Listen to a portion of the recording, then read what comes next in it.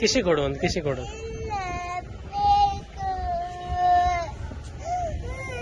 Car ತಗೊಂಡು ಹೋಗೋದು ಬೇಡ. ಅವ್ರು ವೆಯ್ಟ್ ಮಾಡ್ತಿದ್ದಾರೆ ಅಂಕಲ್, ಅಲ್ಲಿ ಕೂತ್ಕೊಂಡಿದ್ದಾರಲ್ಲ ಅವರು.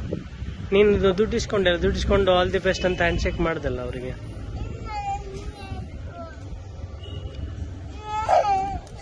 ನಿನ್ನ ಫೇವ್ರೆಟ್ ಕಾರಾ? ಯಾಕಂದ ಸಾರಿ ಅಮ್ಮ, ಇನ್ನೊಂದು ಹೊಸ ತರೋಣ ಬಿಡು.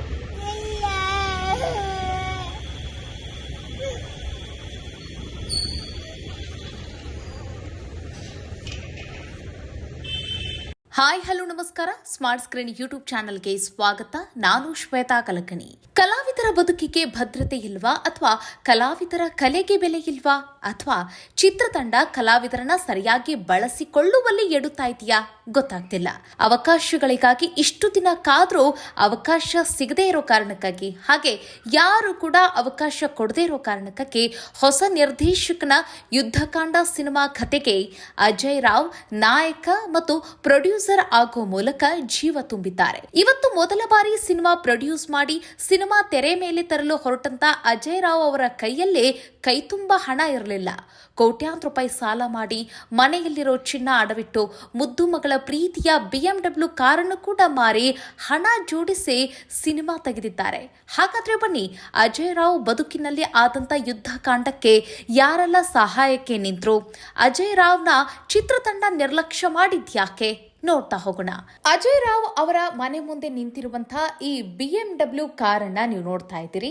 ಅದರ ಮುಂದೆ ಚರಿಷ್ಮಾ ಅಂತಂದ್ರೆ ಅಜಯ್ ರಾವ್ ಅವರ ಮಗಳು, ಮುದ್ದು ಮಗಳು ಚರಿಷ್ಮಾ ಕಣ್ಣೀರ್ ಹಾಕ್ತಿದ್ದಾಳೆ. ಈ ಕಾರನ್ನ ಮಾರ್ಬೇಡಪ್ಪ, ಇದು ನಂಗೆ ಬೇಕು, ನಾವೇ ಇಟ್ಕೊಳ್ಳೋಣ, ನಾವೇ ಇದ್ರಲ್ಲಿ ಓಡಾಡೋಣ, ಬೇರೆಯವ್ರಿಗೆ ಕೊಡಬೇಡ ಅಂತ ಹೇಳಿ ಹಠ ಹಿಡಿದಿರುವಂತ ಮಗಳು. ಸ್ಕೂಲ್ಗೇನೋ ಹೋಗ್ತಾ ಇದ್ದಂಗೆ ಕಾಣಿಸ್ತಾ ಇದೆ, ರೆಡಿ ಆಗಿದ್ದಾಳೆ, ಸ್ಕೂಲ್ ಬಟ್ಟೆ ಎಲ್ಲ ಹಾಕಿಕೊಂಡಿದ್ದಾಳೆ.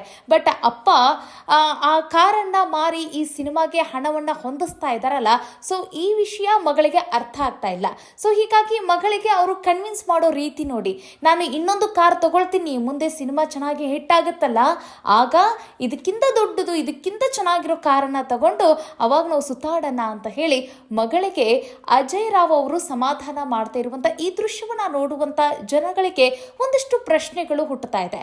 ಏನಂತಂದ್ರೆ, ಇದಕ್ಕಿದ್ದ ಹಾಗೆ ಅಜಯ್ ರಾವ್ ಅವರ ಒಂದು ಜೀವನದಲ್ಲಿ ಏನಾಯ್ತು? ಯಾಕಂತಂದ್ರೆ ಎಕ್ಸ್ಕ್ಯೂಸ್ ಮೀ ಇನ್ನಿತರೆ ಹಲವು ಹಿಟ್ ಸಿನಿಮಾಗಳನ್ನ ಕೊಟ್ಟಂತಹ ಅಜಯ್ ರಾವ್ ಅವರ ಬದುಕಲ್ಲಿ ಇದಕ್ಕಿದ್ದ ಹಾಗೆ ಕಾರು ಮಾರುವಷ್ಟು ಬಡತನ ಬಂದುಬಿಡುತ್ತಾ? ಅದರ ಜೊತೆಗೆ ಅವರು ಇತ್ತೀಚೆಗೆ ಸಿನಿಮಾಗಳನ್ನು ಕೂಡ ಮಾಡ್ತಾ ಇಲ್ಲ, ತೆರೆ ಹಿಂದೆನೆ ಉಳಿದು ಬಿಟ್ಟಿದ್ದಾರಲ್ಲ.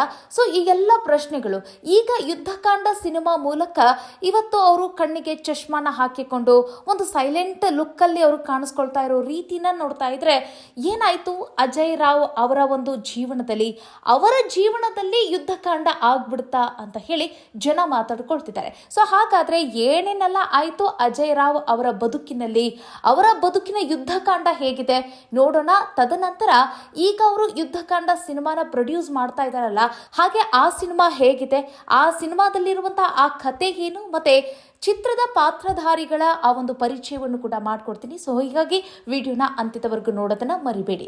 ಎಸ್ ವೀಕ್ಷಕರೇ, ಚಿತ್ರತಂಡಕ್ಕೆ ಅದೇನಾಗ್ತಾ ಇದೆಯೇನೋ ಗೊತ್ತಾಗ್ತಾ ಇಲ್ಲ. ಹೊಸಬರನ್ನ ಪರಿಚಯಿಸುವಲ್ಲಿ ಯಶಸ್ವಿ ಆಗ್ತಾ ಇರುವಂತಹ ಚಿತ್ರತಂಡ ನೋಡಿ ಹಳಬರನ್ನ ಕೈ ಬಿಡ್ತಾ ಇದೆಯಾ ಅನ್ನೋ ಒಂದು ಪ್ರಶ್ನೆ ಕೂಡ ಹುಟ್ಕೊಳ್ತಾ ಇದೆ. ಯಾಕಂತಂದ್ರೆ ಅಜಯ್ ರಾವ್ ಅವರು ಸೂಪರ್ ಹಿಟ್ ಹೀರೋ, ಮತ್ತೆ ತುಂಬಾ ಬ್ಲಾಕ್ ಬಸ್ಟರ್ ಸಿನಿಮಾಗಳನ್ನು ಕೂಡ ಕೊಟ್ಟಿದ್ದಾರೆ. ಎಕ್ಸ್ಕ್ಯೂಸ್ ಮೀ ಅಂತಹ ಸಿನಿಮಾಗಳು ನೋಡಿ ಎಷ್ಟೆಲ್ಲ ದಿನಗಳ ಕಾಲ ಆ ಸಿನಿಮಾಗಳು ಓಡಿದೆ. ಮತ್ತೆ ಅಜಯ್ ರಾವ್ ಅಂತ ಹೇಳಿ ಎಲ್ಲರೂ ನೆನ್ಪಿಟ್ಕೊಳ್ಳೋಕ್ಕಿಂತ ಹೆಚ್ಚಾಗಿ ಅವರನ್ನ ಕೃಷ್ಣ ಅಂತಾನೆ ಹೆಚ್ಚಾಗಿ ನೆನ್ಪಿಟ್ಕೊಳ್ತಾರೆ. ನೀವು ಗಮನಿಸಬಹುದು, ಅವರ ಒಂದಿಷ್ಟು ಸಿನಿಮಾಗಳು ತುಂಬಾ ಜನರಿಗೆ ತುಂಬಾ ಹಾರ್ಟ್ ಫೇವರೇಟ್ ಅಂದ್ರೂ ಕೂಡ ತಪ್ಪಿಲ್ಲ. Excuse me, Krishnan love story, Krishnan marriage story, so ಹೀಗೆ ಸಾಲು ಸಾಲು ಹಿಟ್ ಸಿನಿಮಾಗಳನ್ನ ಕೊಟ್ಟಂತಹ ಅಜಯ್ ರಾವ್ ಸದ್ಯಕ್ಕೆ ಸಿನಿಮಾಗಳನ್ನ ಮಾಡ್ತಾನೆ ಇಲ್ಲ. ಅವರಿಗೆ ಅವಕಾಶ ಸಿಗ್ತಿಲ್ವಾ, ಅಥವಾ ಅವರನ್ನ ಸರಿಯಾಗಿ ಬಳಸ್ಕೊಳ್ತಾ ಇಲ್ವಾ? ಮತ್ತೆ ಅಜಯ್ ರಾವ್ ಅವರೇ ಸಿನಿಮಾ ಮಾಡಲಿಕ್ಕೆ ಆಸಕ್ತರಾಗಿರ್ಲಿಲ್ವಾ ಅಥವಾ ಅವರು ಬೇರೆ ಕಡೆ ಏನಾದರೂ ಬಿಸ್ನೆಸ್ ಮಾಡ್ತಾ ಇದ್ರ? ಸೊ ಎಲ್ಲ ರೀತಿಯಾದಂಥ ಪ್ರಶ್ನೆಗಳು ಹುಟ್ಕೊಂಡಿತ್ತು. ಆದರೆ ಈಗ ಯುದ್ಧಕಾಂಡ ಸಿನಿಮಾವನ್ನ ಹೊತ್ಕೊಂಡು ಬಂದಿರುವಂತ ಅಜಯ್ ರಾವ್ ಅವರು ತಮ್ಮ ಜೀವನದಲ್ಲಿ ಆಗಿರುವಂತ ಬೆಳವಣಿಗೆಗಳ ಕುರಿತಾಗಿ ಎಲ್ಲವನ್ನೂ ಕೂಡ ನೀಟಾಗಿ ಎಳೆಯಾಗಿ ಬಿಚ್ಚಿಡ್ತಿದ್ದಾರೆ. ಅಂತಂದ್ರೆ ಇಲ್ಲಿವರೆಗೂ ಕೂಡ ನಾನು ಕಾದು ಕುಳಿತೆ ನನಗೆ ಯಾವುದೇ ಅವಕಾಶಗಳು ಸಿಗ್ಲಿಲ್ಲ, ಮತ್ತೆ ಈ ಸಿನಿಮಾ ನೀವೇ ಮಾಡಬೇಕು ಅನ್ನುವಂತ ಬೇಡಿಕೆನೂ ಕೂಡ ಯಾರು ತಂದು ನನ್ನ ಮುಂದೆ ಇಡ್ಲಿಲ್ಲ. ಯಶ್ ಆಗಿರ್ಬೋದು ಮತ್ತೆ ರಿಷಬ್ ಶೆಟ್ಟಿ ಅಂತಹ ಇವರೆಲ್ಲರೂ ನನ್ನ ಮುಂದೆ ಬಂದವರು. ಅಂತಂದ್ರೆ ನಾನು ಇವರಿಗಿಂತ ಮುಂಚೆನೆ ನಾನು ಇಂಡಸ್ಟ್ರಿಯಲ್ಲಿ ಇದ್ದವನು, ಆದರೆ ನನಗೆ ಯಾವುದೇ ರೀತಿಯಾದಂಥ ಅವಕಾಶಗಳು ಹುಡುಕಿಕೊಂಡು ಬರ್ತಿರ್ಲಿಲ್ಲ. ಈಗ ಹೊಸಬರಿಗೆ ಹೆಚ್ಚಿನ ಅವಕಾಶ ಪ್ರಾತಿನಿಧ್ಯವನ್ನು ಕೊಡ್ತಿದ್ದಾರೆ, ಆದರೆ ಕೊಡ್ಲಿ ಇಲ್ಲ ಅಂತ ಹೇಳೋದಿಲ್ಲ, ಆದರೆ ನಮ್ಮನ್ನು ಕೂಡ ನೆನಪಿಸ್ಕೊಳ್ಬೇಕಲ್ವಾ. ಸೊ ಹೀಗಾಗಿ ಎಷ್ಟು ದಿನ ಅಂತ ಹೇಳಿ ಮನೆಯಲ್ಲಿ ಕೂತ್ಕೊಳ್ಳೋದು, ಎಷ್ಟು ದಿನ ಅಂತ ಹೇಳಿ ಅವಕಾಶಕ್ಕಾಗಿ ಕಾಯ್ತಾ ಕೂತ್ಕೊಳ್ಳೋದು. ಸೊ ಹೀಗಾಗಿ ನಾವಿಲ್ಲಿ ಅವಕಾಶಕ್ಕೆ ಕಾದು ಕೂತ್ರೆ ಯಾರು ಕೂಡ ಅವಕಾಶ ಕೊಡೋದಿಲ್ಲ. ಸೊ ಹೀಗಾಗಿ ಅವಕಾಶವನ್ನ ನಾವೇ ಕ್ರಿಯೇಟ್ ಮಾಡಬೇಕು ಅಂತ ಹೇಳಿ ನಾನು ಈ ರೀತಿಯಾದಂಥ ನಿರ್ಧಾರವನ್ನ ತೆಗೆದುಕೊಂಡೆ ಅಂತ ಹೇಳಿ ಅಜಯ್ ರಾವ್ ಹೇಳ್ತಾರೆ. ಸೊ ಆ ಸಂದರ್ಭದಲ್ಲಿ ಅಜಯ್ ರಾವ್ ಅವರಿಗೆ ಕಣ್ಣಿಗೆ ಬಿದ್ದಿದ್ದೆ ಈ ಪವನ್ ಭಟ್ ಅಂತ ಹೇಳಿ. ಅಂತಂದ್ರೆ ಹೊಸ ನಿರ್ದೇಶಕರು ಇವರು ಅಜಯ್ ರಾವ್ ಸಿನಿಮಾವನ್ನ ಮಾಡ್ತಾ ಇರೋದೇ ಇದೇ ಮೊದಲ ಬಾರಿಗೆ. ಮತ್ತೆ ಇಂತಹ ಹೊಸಬನ ಸಿನಿಮಾಕ್ಕೆ ಅಜಯ್ ರಾವ್ ಒಪ್ಪುವಂತಹ ಸ್ಥಿತಿ ಈಗ ಬಂದು ತಲುಪಿದೆ. ಸೊ ಹೀಗಾಗಿ ಯಾವುದಕ್ಕೂ ಕೂಡ ಅಂಜದೆ ಅಳುಕದೆ ಹೇಗಿದ್ರು ಕೂಡ ನನಗೂ ಅನುಭವ ಇದೆ, ನಾನು ಕೂಡ ಕೈ ಜೋಡಿಸ್ತೀನಿ. ಅದರ ಜೊತೆಗೆ ಈಗ ಹಣ ಜೋಡಿಸು ಹಣ ಹಾಕು ಅಂತಂದಾಗ ಬೇರೆಯವ್ರು ಯಾರು ಕೂಡ ಬರ್ತಾ ಇಲ್ಲ, ಧೈರ್ಯ ಮಾಡ್ತಾ ಇಲ್ಲ. ಸೊ ಹೀಗಾಗಿ ಬೇರೆಯವ್ರಿಗೆ ಕೈ ಚಾಚೋದು ಬೇಡ, ಅದಕ್ಕಿಂತ ನಾನೇ ಹಣ ಹಾಕ್ತೀನಿ, ನಾನೇ ದುಡ್ಡು ಹಾಕಿ ಪ್ರೊಡ್ಯೂಸ್ ಮಾಡ್ತೀನಿ ಅಂತನೂ ಕೂಡ ಈ ರೀತಿಯಾದಂಥ ಒಂದು ಗಟ್ಟಿ ನಿರ್ಧಾರವನ್ನ ತೆಗೆದುಕೊಂಡ್ರು. ನೋಡಿ, ಸಿನಿಮಾ ಪ್ರೊಡ್ಯೂಸ್ ಮಾಡ್ತೀನಿ ಅನ್ನೋದಿದೆಯಲ್ಲ, ಇದು ಚಿಕ್ಕ ಮಾತಂತೂ ಅಲ್ಲ. ಯಾಕಂತಂದ್ರೆ ನೋಡಿ, 8-10 ಕೋಟಿ ಇಲ್ಲದೆ ಸಿನಿಮಾ ಆಗ್ಲಿಕ್ಕೆ ಸಾಧ್ಯನೇ ಇಲ್ಲ. ಅದೆಂತ ಚೆನ್ನಾಗಿರೋ ಕ್ಯಾರೆಕ್ಟರ್, ಅದೆಂತ ಚೆನ್ನಾಗಿರೋ ಆ ಕತೆ ಇದೆ ಅಂತಂದ್ರೆ ಆ ಕತೆಗೆ ತಕ್ಕಂತಹ ಇನ್ವೆಸ್ಟ್ಮೆಂಟ್ ಅಂತೂ ಇದ್ದೇ ಇರುತ್ತೆ. ಸೊ ಇವ್ರು ಹೇಳ್ತಾ ಇದ್ದಾರೆ ಮಧ್ಯಮ ಅಂತಂದ್ರೆ ಮಿಡ್ ಸ್ಕೇಲ್ ಬಜೆಟ್ ಸಿನಿಮಾ ಇದಾಗಿದೆ, ಹಂಗಂತ ಹೇಳಿ ತುಂಬಾ ಲೋ ಬಜೆಟ್ ಅಲ್ಲ, ಹಂಗಂತ ಹೇಳಿ 100 ಕೋಟಿ ಹಾಕಿ ನಾನು ಸಿನಿಮಾನು ಕೂಡ ಮಾಡಿಲ್ಲ.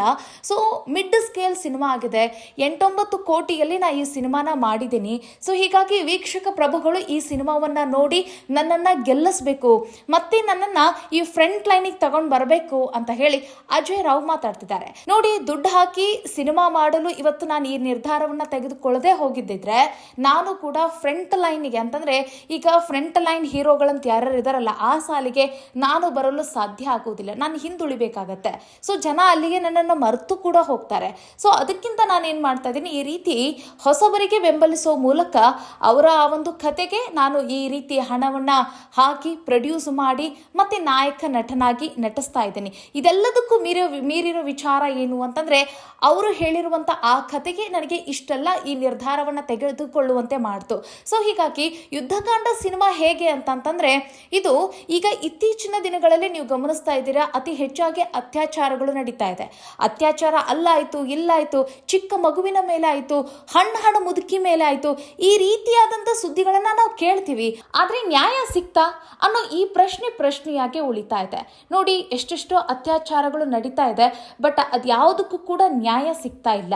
ನೋಡಿ, ಆ ಸರಿಯಾದ ಸಮಯಕ್ಕೆ ನ್ಯಾಯ ಸಿಕ್ಕು ಯಾರು ಈ ಅತ್ಯಾಚಾರ ಮಾಡ್ತಾರೆ, ಯಾರು ಈ ರೀತಿಯಾದಂತ ಆರೋಪಿಗಳು ಇರ್ತಾರಲ್ಲ ಅವ್ರಿಗೆ ಸರಿಯಾದ ಶಿಕ್ಷೆಗಳು ಸಿಗ್ತಾ ಇಲ್ಲ. ಸೊ ಹೀಗಾಗಿ ಈ ರೀತಿಯಾದಂತಹ ಕೆಟ್ಟ ವರ್ತನೆಗಳು ಜಗತ್ತಿನಲ್ಲಿ ಹೆಚ್ಚಾಗಿ ನಡೀತಾ ಇದೆ. ಸೊ ಹೀಗಾಗಿ ನಾವು ಸಮಾಜಕ್ಕೆ ಒಂದು ಮೆಸೇಜ್ ಅನ್ನ ಕೊಡಬೇಕು, ಸಂದೇಶವನ್ನ ಕೊಡಬೇಕು ಅನ್ನೋ ಒಂದು ಲೆಕ್ಕದಲ್ಲಿ ನಾವು ಈ ರೀತಿಯಾದಂತಹ ಈ ಕಥೆಯನ್ನ ಆಯ್ದುಕೊಂಡಿದ್ದೇವೆ. ಈ ಯುದ್ಧ ಕಾಂಡದಲ್ಲಿ ಈ ಕಥೆಯನ್ನ ಆಯ್ದುಕೊಳ್ಳೋ ಮೂಲಕ ನಾನು ಸದ್ಯಕ್ಕೆ ಗೆದ್ದಿದ್ದೀನಿ. ಸೊ ಈಗ ವೀಕ್ಷಕ ಪ್ರಭುಗಳು ಈ ಕಥೆಯನ್ನ ಅವರು ಮೆಚ್ಚಿ ಥಿಯೇಟರ್ ವರ್ಗೂ ಕೂಡ ಬಂದು ಈ ಸಿನಿಮಾವನ್ನ ನೋಡಿ ಹರಸಿ ಹಾರೈಸಬೇಕು ಅಂತ ಹೇಳಿ ಅಜಯ್ ರಾವ್ ಹೇಳ್ತಿದ್ದಾರೆ. ಈ ಸಂದರ್ಭದಲ್ಲಿ ಕೇಳುವಂತ ಕೆಲವೊಂದು ಪ್ರಶ್ನೆಗಳಿಗೆ ಉತ್ತರಿಸಿರುವಂತ ಅಜಯ್ ರಾವ್ ಅವರು, ಅಂತಂದ್ರೆ ನಿಮ್ಮ ಕೈಯಲ್ಲಿ ಹಣ ಇಲ್ಲ ಅಂತ ಹೇಳ್ತಿದ್ರಲ್ಲ, ಸೊ ಆ ಹಿಟ್ ಸಿನಿಮಾಗಳನ್ನ ಮಾಡಿದಾಗ ನಿಮಗೆ ಬಂದಿರುವಂತ ಆ ಸಂಭಾವನೆ ಎಲ್ಲ ಏನ್ ಮಾಡಿದ್ರಿ, ಎಲ್ಲಿ ಹೋಯ್ತು ಆ ದುಡ್ಡು ಅಂತ ಹೇಳಿ ಮಾಧ್ಯಮದವರು ಕೇಳಿರುವಂತ ಆ ಪ್ರಶ್ನೆಗೆ ಅಜಯ್ ರಾವ್ ಏನಂತ ಹೇಳಿದ್ರು ಅಂತಂದ್ರೆ ವೆರಿ ಸರ್ಪ್ರೈಸಿಂಗ್ ಮಾತು ಅಂತಂದ್ರೂ ಕೂಡ ತಪ್ಪಿಲ್ಲ. ಯಾಕಂತಂದ್ರೆ ಸಾಕಷ್ಟು ಹಿಟ್ ಸಿನಿಮಾಗಳಿಗೆ ನಾನು ನಾಯಕನಾಗಿ ಪಾತ್ರವನ್ನ ನಿರ್ವಹಿಸಿದ್ದೀನಿ. ಹಾಗೆ ಆ ಸಾಕಷ್ಟು ಹಿಟ್ ಸಿನಿಮಾಗಳೇನಿದ್ವಲ್ಲ, ಆ ಸಿನಿಮಾಗಳಿಗೆ ದೊಡ್ಡವರೇ ಪ್ರೊಡ್ಯೂಸ್ ಮಾಡಿದ್ರು, ಪ್ರೊಡ್ಯೂಸರ್ ಕೂಡ ತುಂಬಾ ದುಡ್ಡು ಇರೋರೇ ಆಗಿದ್ರು. ಆದ್ರೂ ಸಹಿತ ನನಗೆ ಆ ಸಿನಿಮಾಗಳಿಂದ ಸಂಭಾವನೆ ಬರ್ತಿರ್ಲಿಲ್ಲ. ಯಾಕೆ ಅಂತಂದ್ರೆ ಮೊದಲು ಸಿನಿಮಾ ಗೆಲ್ಲಲಿ, ಸಿನಿಮಾಗೆ ಪ್ರಾಶಸ್ತ್ಯನ ನೀಡೋಣ, ಸೊ ಇವರು ನನಗೆ ಹಣ ಕೊಡೋದಕ್ಕಿಂತ ಹೆಚ್ಚಾಗಿ ಆ ಸಿನಿಮಾಗೆ ಹಣ ಹಾಕ್ಲಿ ಅನ್ನೋ ಕಾರಣಕ್ಕಾಗಿ, ಸೊ ಹೀಗಾಗಿ ಅವರಿಂದ ನಾನು ಹಣ ಇಸ್ಕೊಂಡಿಲ್ಲ. ಹೀಗಾಗಿ ನನಗೆ ಕೆಲವೊಂದಿಷ್ಟು ಸಿನಿಮಾಗಳಿಂದ ₹1 ಕೂಡ ಬಂದಿಲ್ಲ ಅಂತ ಹೇಳ್ತಿದ್ದಾರೆ. ನೋಡಿ, ಇಷ್ಟೊಂದು ತಮ್ಮ ಒಂದು ಕಲೆ ಮತ್ತೆ ಆ ಚಿತ್ರತಂಡಕ್ಕೆ ಅವ್ರು ಕೊಡ್ತಾ ಇರುವಂತ ಈ ಒಂದು ರೆಸ್ಪೆಕ್ಟ್ ಅನ್ನ ಇಟ್ಕೊಂಡು ಕೆಲವರು ಅವ್ರಿಗೆ ಇಲ್ಲಿವರೆಗೂ ಅವಕಾಶವನ್ನ ಕೊಡಬೇಕಾಗಿತ್ತು, ಬಟ್ ಯಾರು ಕೂಡ ಅವ್ರಿಗೆ ಅವಕಾಶವನ್ನ ಕೊಟ್ಟಿಲ್ಲ. ಸೊ ಹೀಗಾಗಿ ಅದಕ್ಕೆ ಬೇಸರಗೊಂಡಿರುವಂತಹ ಅಜಯ್ ರಾವ್ ಅವರು ಈ ರೀತಿಯಾದಂತಹ ಒಂದು ನಿರ್ಧಾರವನ್ನ ತೆಗೆದುಕೊಂಡಿದ್ದಾರಂತೆ. ಅದರ ಜೊತೆಗೆ ಈಗ ಇದಕ್ಕಿದ್ದ ಹಾಗೆ 8-9 ಕೋಟಿಯನ್ನ ನೀವು ಸೃಷ್ಟಿ ಮಾಡಬೇಕು, ಅದನ್ನೆಲ್ಲ ನೀವು ಕಲೆಕ್ಟ್ ಮಾಡಬೇಕು ಅಂತಂದ್ರೆ ಏನ್ ಮಾಡಿದ್ರಿ? ಬರೀ ಗೈಯಲ್ಲಿ ಸಿನಿಮಾ ಮಾಡಬೇಕು ಅಂತಂದ್ರೆ ಆಗಂಗಿಲ್ಲ. ಸೊ ಈ ಯಕ್ಷ ಪ್ರಶ್ನೆಗೆ ಅಜಯ್ ರಾವ್ ಅವರು ತುಂಬಾ ಚೆನ್ನಾಗಿ ಉತ್ತರ ಕೊಟ್ರು. ನೋಡಿ ಬರೀ ಗೈಯಲ್ಲಿ ಸಿನಿಮಾ ಮಾಡಲು ಹೊರಟಂತಹ ನನಗೆ ತುಂಬಾ ಜನ ನನಗೆ ಸಹಾಯಕ್ಕೆ ನಿಂತು. ನೋಡಿ, 8-9 ಕೋಟಿನ ಹಣ ಜೋಡಿಸಿದ್ದೀನಿ ಅಂತಂದ್ರೆ ಅದೆಲ್ಲವೂ ಕೂಡ ನನ್ನ ಬೊಕ್ಕಸದಿಂದ ಹಣ ಕೊಟ್ಟಿದ್ದೀನಿ ಅಂತ ಅಲ್ಲ. ಯಾಕೆ ಅಂತಂದ್ರೆ ಎಲ್ಲವೂ ಹಣ ನಾನು ಸಾಲ ಮಾಡಿಯೇ ಕೊಟ್ಟಿದ್ದೀನಿ. ಅದರಲ್ಲೂ ಕೂಡ ಯಶ್ ಕೂಡ ನನಗೆ ಸಹಾಯ ಮಾಡಿದ್ದಾರೆ ಚಿತ್ರಕ್ಕೆ. ಯಾಕಂತಂದ್ರೆ ಅವರು ಒಬ್ಬ ಪ್ರೊಫೆಷನಲ್ ಆಕ್ಟರ್ ಆಗಿರೋ ಕಾರಣಕ್ಕಾಗಿ, ಸಿನಿಮಾಗಳು ಬೆಳಿಬೇಕು ಅನ್ನೋ ಕಾರಣಕ್ಕಾಗಿ, ಸಿನಿಮಾ ಮಾಡಬೇಕು, ಸಿನಿಮಾ ತೆರೆ ಮೇಲೆ ಬರಬೇಕು ಅನ್ನೋ ಕಾರಣಕ್ಕಾಗಿ ಯಶ್ ಕೂಡ ನನಗೆ ಹಣದ ಸಹಾಯ ಮಾಡಿದ್ದಾರೆ. ಹೀಗೆ ಸಾಕಷ್ಟು ಜನ ನನಗೆ ಹಣದ ಸಹಾಯ ಮಾಡಿದ್ದಾರೆ ಅಂತ ಹೇಳ್ಕೊಳ್ತಾರೆ. ಅದರ ಜೊತೆಗೆ ತಮ್ಮಲ್ಲಿರುವಂತಹ ಕೆಲವೊಂದಿಷ್ಟು ಪ್ರಾಪರ್ಟೀಸ್ಗಳನ್ನ, ಹಾಗೆ ಮನೆ ಮುಂದೆ ನಿಂತಿರುವಂತ ಆ ಕಾರನ್ನು ಕೂಡ ಅವರು ಮಾರಿರುವಂತದ್ದು. ಅಂತಂದ್ರೆ ಸಿನಿಮಾ ಮಾಡಲು ಹಣದ ಕೊರತೆ ಆಗಿರೋ ಕಾರಣಕ್ಕಾಗಿ ಮನೆ ಮುಂದೆ ನಿಂತಿರುವಂತಹ ಆ ಕಾರನ್ನು ಕೂಡ ಮಾರಿದ್ದಾರೆ. ಸೊ ಹೀಗಾಗಿ ಈಗ ಆ ಕಾರನ್ನ ಕಳೆದುಕೊಂಡಿರುವಂತಹ ಚರಿಷ್ಮಾ ಈಗ ಬಿಕ್ಕಿ ಅಳ್ತಾ ಇರೋದನ್ನು ಕೂಡ ನೀವು ಆ ದೃಶ್ಯದಲ್ಲಿ ಗಮನಿಸ್ತಿದ್ದೀರಿ. ಒಟ್ಟಿನಲ್ಲಿ ಅಜಯ್ ರಾವ್ ಅವರ ಮಾತೇನು ಅಂತಂದ್ರೆ, ಎಲ್ಲವನ್ನು ಕಳೆದುಕೊಂಡಿದ್ದೇನೆ, ಆದ್ರೆ ಮುಂದೆ ನಾನು ಪಡೆದುಕೊಳ್ಳೋದಿಲ್ಲ ಅಂತ ಹೇಳಕ್ ಆಗಂಗಿಲ್ಲ. ಯಾಕಂತಂದ್ರೆ ಎಲ್ಲವನ್ನು ಪಡೆಯುತ್ತೇನೆ ಅನ್ನೋ ಒಂದು ಆ ಧೈರ್ಯದ ಮೇಲೆ ಇವತ್ತು ನಾ ಎಲ್ಲವನ್ನು ಕೂಡ ಕಳೆದುಕೊಳ್ಳಿಕ್ಕೆ ಈ ನಿರ್ಧಾರ ಮಾಡಿದ್ದೀನಿ ಅಂತ ಹೇಳಿ ಅಜಯ್ ರಾವ್ ತುಂಬಾ ಮೋಟಿವೇಶನಲ್ ಆಗಿ ಈ ರೀತಿಯಾದಂತ ಮಾತು ಹೇಳಿದ್ದಾರೆ. ಇನ್ನು ಈ ಸಿನಿಮಾದಲ್ಲಿ ಅಜಯ್ ರಾವ್ ಅವರ ಪಾತ್ರ ಏನು, ಅವರ ಒಂದು ಪಾತ್ರದ ಹೆಸರೇನು, ಅದರ ಜೊತೆಗೆ ಅಜಯ್ ರಾವ್ ಅವರ ಈ ಒಂದು ಸಿನಿಮಾದಲ್ಲಿ ನಾಯಕಿ ಯಾರು, ಮತ್ತೆ ಈ ಒಂದು ಸಿನಿಮಾ ಫಿಮೇಲ್ ಓರಿಯೆಂಟೆಡ್ ಸಿನಿಮಾ ಅಂತಾನೂ ಕೂಡ ಹೇಳಿದ್ದಾರೆ. ಸೊ ಆ ಸಿನಿಮಾದ ಹೀರೋಯಿನ್ ಯಾರು, ಸೊ ಇದೆಲ್ಲದರ ಬಗ್ಗೆ ಕಣ್ಣಾಯಿಸೋಣ. ಎಸ್ ವೀಕ್ಷಕರೇ, ಅರ್ಚನಾ ಜೋಯಿಸ್ ನಿಮ್ಗೆ ಗೊತ್ತಿರೋ ಹಾಗೆ KGF ಸಿನಿಮಾದಲ್ಲಿ ತಾಯಿ ಪಾತ್ರದ ಮೂಲಕ ಹೆಚ್ಚು ಪ್ರಖ್ಯಾತಿಯನ್ನು ಗಳಿಸಿರುವಂತಹ ಅರ್ಚನಾ ಜೋಯಿಸ್ ಈ ಸಿನಿಮಾದ ನಾಯಕಿ ಮತ್ತೆ ಪ್ರಮುಖ ಪಾತ್ರಧಾರಿ ಅಂತಂದ್ರೂ ಕೂಡ ತಪ್ಪಿಲ್ಲ. ಅಂತಂದ್ರೆ ನಿಮ್ಗೆ ಗೊತ್ತಿರೋ ಹಾಗೆ ಈ ಸಿನಿಮಾದಲ್ಲಿ ಅತ್ಯಾಚಾರ ಆಗಿರುವಂತ, ಅಂತಂದ್ರೆ ಯಾರು ಸಂತ್ರಸ್ತರಿರ್ತಾರಲ್ಲ, ಸೊ ಆ ಸಂತ್ರಸ್ತೆಯ ಪಾತ್ರವನ್ನ ಇಲ್ಲಿ ಅರ್ಚನಾ ಜೋಯಿಸ್ ಅವರು ನಿರ್ವಹಿಸಿದಂಗೆ ಕಾಣಿಸುತ್ತೆ. ನೋಡೋಣ. ಒಟ್ಟಿನಲ್ಲಿ ಈ ಸಿನಿಮಾದಲ್ಲಿ ಅರ್ಚನಾ ಜೋಯಿಸ್ ಅವರ ಪಾತ್ರದ ಹೆಸರು ನಿವೇದಿತಾ ಅಂತ ಹೇಳಿ. ಅಂತಂದ್ರೆ ಅತ್ಯಾಚಾರಕ್ಕೆ ಒಳಗಾಗಿರುವಂತಹ ಮಹಿಳೆ ಅನ್ನೋ ಹಂಗೆ ಈ ಒಂದು ಸಿನಿಮಾದಲ್ಲಿ ಅವರು ಬಿಟ್ಕೊಟ್ಟಿರುವಂತಹ ವಿಚಾರ ಇದು. ಮತ್ತೊಂದು ಕಡೆ ಅಜಯ್ ರಾವ್ ಅವರು ಈ ಸಿನಿಮಾದ ನಾಯಕ, ಮತ್ತೆ ಇವರ ಪಾತ್ರದ ಹೆಸರು ಬಂದ್ಬಿಟ್ಟು ಭರತ್. ಇವರು ಲಾಯರ್ ಆಗಿ ಈ ಸಿನಿಮಾದಲ್ಲಿ ಕಾರ್ಯನಿರ್ವಹಿಸ್ತಿರ್ತಾರೆ. ಸೊ ಇದ್ರಲ್ಲಿ ನಾವು ಅರ್ಥ ಮಾಡ್ಕೊಳ್ಬೇಕಾಗತ್ತೆ ಏನಂತಂದ್ರೆ, ಕಾನೂನಿನ ಚೌಕಟ್ಟಿನಲ್ಲಿ ಈ ಸಿನಿಮಾ ಮುಂದೋಗುತ್ತೆ. ಅಂತಂದ್ರೆ ಇವರು ಲಾಯರ್ ಆಗಿರೋ ಕಾರಣಕ್ಕಾಗಿ, ಅದರಲ್ಲೂ ಈ ಅತ್ಯಾಚಾರ ಪ್ರಕರಣಗಳ ವಿರುದ್ಧವಾಗಿ ಈ ಒಂದು ಸಿನಿಮಾವನ್ನ ತೆಗೆದಿರೋ ಕಾರಣಕ್ಕಾಗಿ, ಅಂತಂದ್ರೆ ನ್ಯಾಯಕ್ಕಾಗಿ ಹೋರಾಟ ಮಾಡುವಂತಹ ಸಿನಿಮಾ ಇದಾಗಿದೆ ಅನ್ನೋದು ಇಲ್ಲಿ ಗೊತ್ತಾಗ್ತಾ ಇದೆ. ಸೊ ಇಲ್ಲಿ ಭರತ್ ಆಗಿರುವಂತಹ, ಅಂತಂದ್ರೆ ಲಾಯರ್ ಪಾತ್ರವನ್ನ ನಿರ್ವಹಿಸಿರುವಂತಹ ಅಜಯ್ ರಾವ್ ಅವರು, ಅಂತಂದ್ರೆ ನ್ಯಾಯವನ್ನ ಎತ್ತಿ ಹಿಡಿಯುವಂತಹ, ನ್ಯಾಯಕ್ಕಾಗಿ ಹೋರಾಟ ಮಾಡುವಂತಹ ಒಂದು ಪಾತ್ರದಲ್ಲಿ ಇವರಿದ್ದಾರೆ.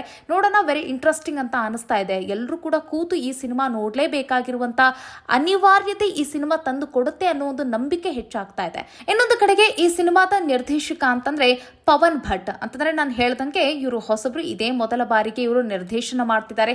ಹಾಗೆ ಅಜಯ್ ರಾವ್ ಅವರ ಜೊತೆಗೂ ಕೂಡ ಇದೇ ಮೊದಲ ಬಾರಿ ಕೆಲಸವನ್ನ ಮಾಡ್ತಿದ್ದಾರೆ.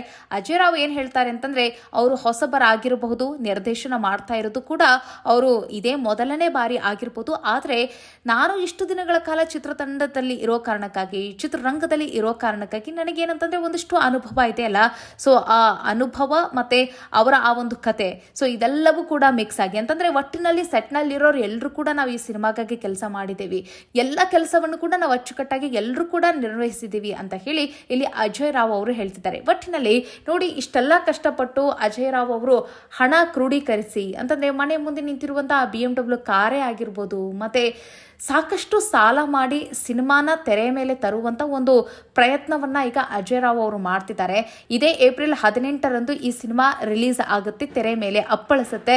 ಸೊ ವೀಕ್ಷಕ ಪ್ರಭುಗಳು ಈ ಒಂದು ಸಿನಿಮಾವನ್ನ ನೋಡ್ಲಿಕ್ಕೆ ಎಲ್ಲರೂ ಕೂಡ ಚಿತ್ರರಂಗಕ್ಕೆ ಹೋಗ್ಲೇಬೇಕಾಗಿರುವಂತಹ ಒಂದು ಸಂದರ್ಭ ಅಂತ ಹೇಳ್ಬೋದು. ಮತ್ತೆ ಸಂಕಷ್ಟದಲ್ಲಿರುವಂತಹ ಕಲಾವಿದರನ್ನ ಬೆಳೆಸಬೇಕಾಗಿರುವಂತಹ ಸಂದರ್ಭ ಅಂತಂದ್ರೂ ಕೂಡ ತಪ್ಪಿಲ್ಲ. ಯಾಕಂತಂದ್ರೆ ಈ ಹಿಂದೆ ಎಲ್ಲ ಇವರು ತುಂಬಾ ಚೆನ್ನಾಗಿರೋ ಸಿನಿಮಾಗಳನ್ನ ಮಾಡಿ ಜನಗಳನ್ನ ರಂಜಿಸುವಲ್ಲಿ ಯಶಸ್ವಿಯಾದವರು. ಆದರೆ ಅವಕಾಶ ಸಿಗದೇ ಇರೋ ಕಾರಣಕ್ಕಾಗಿ ಈಗ ಸದ್ಯಕ್ಕೆ ಹಿಂದೆ ಬಿದ್ದಿದ್ದಾರೆ. ಮತ್ತೆ ಅವರನ್ನ ನಾವು ಫ್ರಂಟ್ ಲೈನಿಗೆ ತರಬೇಕಾಗಿರುವಂತಹ ಕೆಲಸ ಈಗ ವೀಕ್ಷಕರದು ಅಂತ ಹೇಳ್ತಾ, ಒಟ್ಟಿನಲ್ಲಿ ಈ ಸಿನಿಮಾಗೆ ವೀಕ್ಷಕ ಪ್ರಭು ಎಷ್ಟು ಅಂಕ ಕೊಡ್ತಾನೆ ಅನ್ನೋದನ್ನ ನಾವು ಏಪ್ರಿಲ್ 18ನೇ ತಾರೀಕಿನಂದು ನಾವು ನೋಡ್ಬೇಕಾಗತ್ತೆ. ಏನಾಗುತ್ತೆ ಅನ್ನೋದನ್ನ ಕಾದ್ ನೋಡೋಣ ಅಂತ ಹೇಳ್ತಾ, ಮುಂದಿನ ವಿಡಿಯೋದಲ್ಲಿ ಮತ್ತೊಂದು ವಿಶೇಷ ವಿಚಾರದೊಂದಿಗೆ ಸಿಗೋಣ. ಅಲ್ಲಿವರೆಗೂ ಈ ಮಾಹಿತಿ, ಈ ವಿಡಿಯೋ ನಿಮ್ಗೆ ಇಷ್ಟ ಆಗಿದ್ರೆ ವಿಡಿಯೋನ ಶೇರ್ ಮಾಡೋದನ್ನ ಮರಿಬೇಡಿ, ಹಾಗೆ ಲೈಕ್ ಕಾಮೆಂಟ್ ಮಾಡೋದನ್ನ ಮರಿಬೇಡಿ ಅಂತ ಹೇಳ್ತಾ ಸಿಗೋಣ. ನಮಸ್ಕಾರ.